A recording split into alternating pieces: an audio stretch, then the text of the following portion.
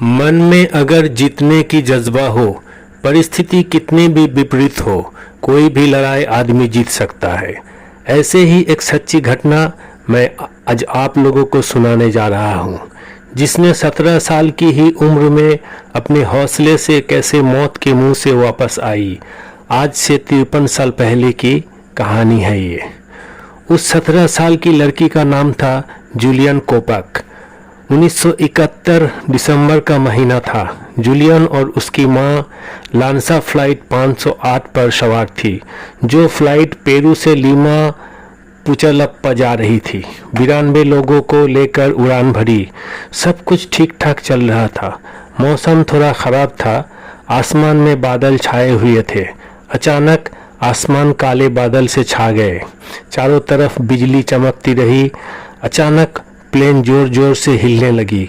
विमान ऊपर से नीचे हो रहा था। लॉकर के सारे सामान नीचे गिरने लगे। जूलियन घबरा गई। अपनी माँ का हाथ थाम के भगवान को याद करने लगी। जूलियन का कहना है, मेरी माँ ने कहा, ये अंत है, अब सब कुछ खत्म हो जाएगा। ये आखिरी शब्द जो मैंने उनसे सुनी थी। अचानक तेज लाइट दिखाई पड़ी और एक जोरदार धमाका। विमान के ऊपर बिजली गिरने से विमान में आग लग गई और विमान अमेज़न की जंगल में दुर्घटनाग्रस्त हो गया था। प्लेन तब 3000 फीट ऊंचाई में था। जूलियन उड़ते हुए प्लेन में से कूद गई और 2 किलोमीटर दूर जाकर गिरी। इसके बावजूद वो सीट बेल्ट से बंधी हुई थी, लेकिन इतनी ऊंचाई से गिरने के कारण जूलियन को गंभीर चोटें आई और वो बेहोश हो गई। उनके कॉलर बोन टूट गया था। दाहिने हाथ पर गंभीर चोट आई थी। पाँव के घुटने में भी और उनके आंखों में भी चोट आई थी। अगले दिन जब होश में आई तो पूरा शरीर दर्द से बेहाल था और आंख में चोट की वजह से ठीक से देख भी नहीं पा रही थी। वो फिर बेहोश हो गई। जूलियन को पूरी तरह से होश में आने के लिए आधा दिन और लग गया। उसने अपनी माँ को खोजने की कोशिश की, लेकिन असफल रही। इतने चोट के बावजूद वो अपनी माँ को आसपास ढूंढना शुरू कर दिया, चारों हाथ पैर से रेंगते हुए, नाम पुकारते हुए। हालांकि उसे अपनी माँ नहीं मिली, लेकिन जूलियन को मीठी कैंडी का एक बैग मिला, जो उसके भयावह अनुभव के दौरान एकमात्र सहारा था। जूलियन ने एक स्लीवलेस मिनी ड्रेस पहनी हुई थी और एक चप्पल चश्मा नहीं था।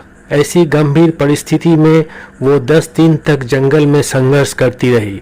जूलियन का कहना था कि उनके पिता रेन फॉरेस्ट में रिसर्च करते थे। उसी रिसर्च सेंटर में जूलियन ने 1.5 साल बिताए और वहाँ से उसने बहुत कुछ सीखा था। वहाँ सांप छुपे हुए रहते हैं जो बिल्कुल सूखे पत्ते के जैसे लगते हैं। आखिरकार जूलियन ने खुले इलाके में जाने का प्रयास किया और टपकते बहते पानी की आवाज़ सुनी।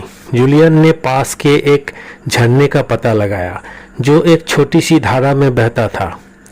उसके पिता ने सिखाए थे, जंगल में एक छोटी सी धारा बड़े स्रोत से मिलती है और फिर वो और भी बड़े से, आखिर में वो सभ्यता में मिल सकती है।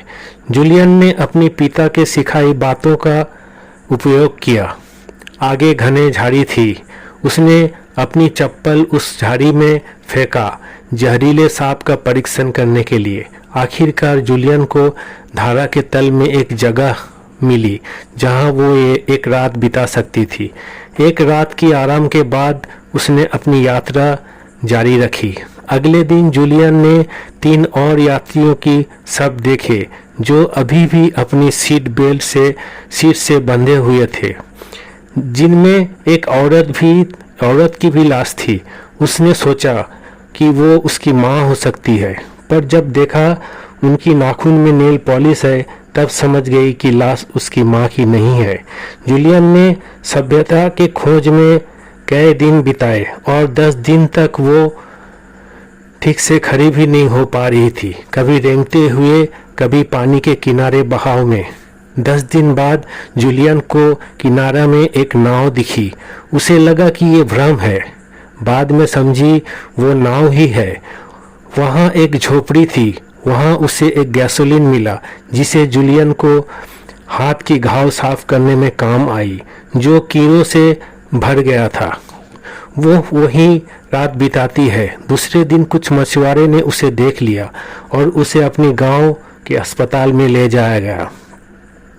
बाद में उसने अपने पिता से मिली और अपनी चोटों को से उभरने के बाद जूलियन ने पीड़ितों के शवों को पता लगाने में खोज दलों का सहायता की। 1972 मार्च तक जूलियन ठीक हो गई, लीमा में स्कूल लौट आई। तो बस दोस्तों, आज इतना ही। ये कहानी आप लोगों को कैसी लगी कमेंट में ज़रूर बताइए। धन्यवाद।